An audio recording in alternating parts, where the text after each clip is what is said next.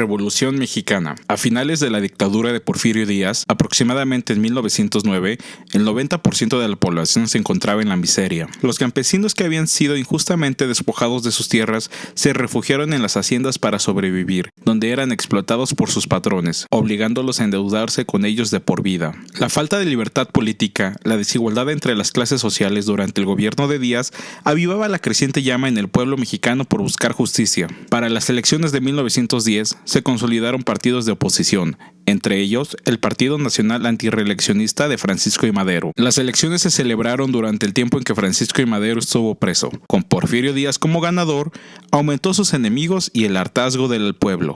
Exiliado en Texas, Francisco I. Madero redactó el Plan de San Luis, un llamado a levantarse en armas contra el gobierno de Díaz. Madero no reconocía la lucha de algunos, como las fuerzas lideradas por Emiliano Zapata, quien reclamaba las tierras robadas por los hacendados y exigía derechos laborales para los campesinos. Ante la negligencia del gobierno, Emiliano Zapata proclamó el Plan de Ayala, señaló a Francisco I. Madero como traidor a las causas campesinas y llamó a levantarse en armas para recuperar las tierras al pueblo mexicano. Madero nombró al general Victoriano Huerta como encargado de la defensa del Palacio Nacional. Huerta firmó un documento donde acordaba unirse en contra del presidente Madero para desconocerlo y destituirlo, poniéndose a él en el poder.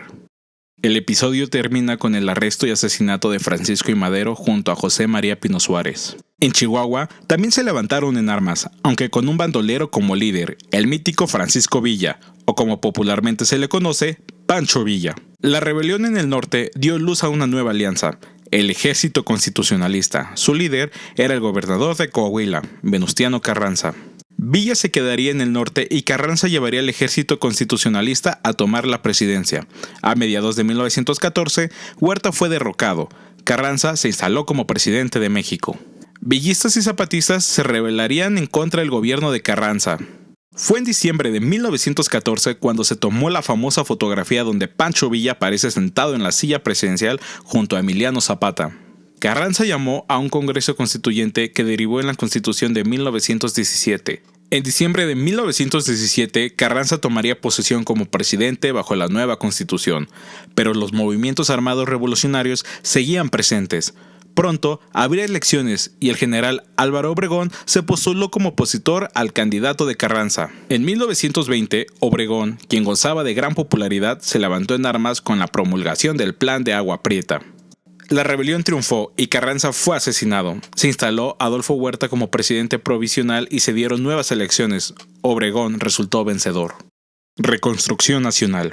Álvaro Obregón. La tarea más importante de Álvaro Obregón en su gobierno fue poner en marcha la reconstrucción del país y buscar la unidad nacional. Era necesario reparar lo que estaba destruido y cumplir con lo que la revolución había ofrecido. Comenzaron a expropiarse latifundios y a repartirse tierras a los campesinos. Se fijaron salarios mínimos, horarios de trabajo y condiciones de seguridad en las mismas fábricas. Se apoyó a los obreros para que pudieran organizar los primeros sindicatos. La revolución en la educación y en las artes. José Vasconcelos, secretario de Educación, se esforzó para que la educación primaria llegara a todo el país y todos los mexicanos supieran leer y escribir. Los que sabían debían enseñar a los que no sabían. Se fundaron bibliotecas en ciudades y en pueblos. Plutarco Elías Calles. Durante su gobierno se multiplicaron las organizaciones campesinas. Se creó en 1925 el Banco de México. Se inició la construcción a la red de carreteras y de las primeras grandes presas. En 1929, el Partido Nacional Revolucionario. Emilio Portes Gil. Analizan los logros de Portes Gil entre diciembre de 1928 y febrero de 1930, resulta evidente que la creación del PNR fue la clave para impulsar un diálogo con los representantes de la Iglesia Católica y poner fin a la Revolución Cristera. Pascual Ortiz Rubio.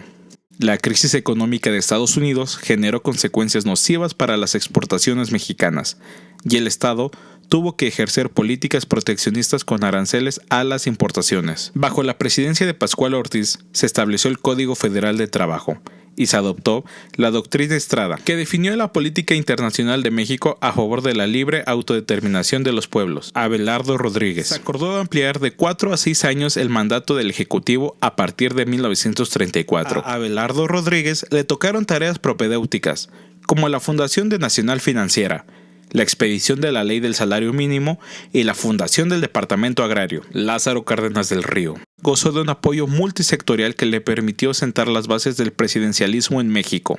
Apoyado por el ejército y las corporaciones obreras y campesinas, también se posicionó como líder del partido y como el dirigente de la nación dispuesto a cumplir las grandes demandas de la revolución. Puso en práctica el mayor reparto agrario de la historia y estableció el ejido colectivo como el patrimonio campesino. El Banco Nacional de Crédito Agrícola y del Banco Nacional de Crédito Ejidal estimuló el fomento agrícola a favor de los ejidatarios. Fundó la Confederación Mexicana de Trabajadores y la fundación en 1937 del Instituto Politécnico Nacional. A él se le debió la creación del Instituto Nacional de Antropología e Historia. En 1937, Lázaro Cárdenas expidió la ley de expropiación ferrocarrilera y puso en manos de los trabajadores mexicanos la industria ferroviaria.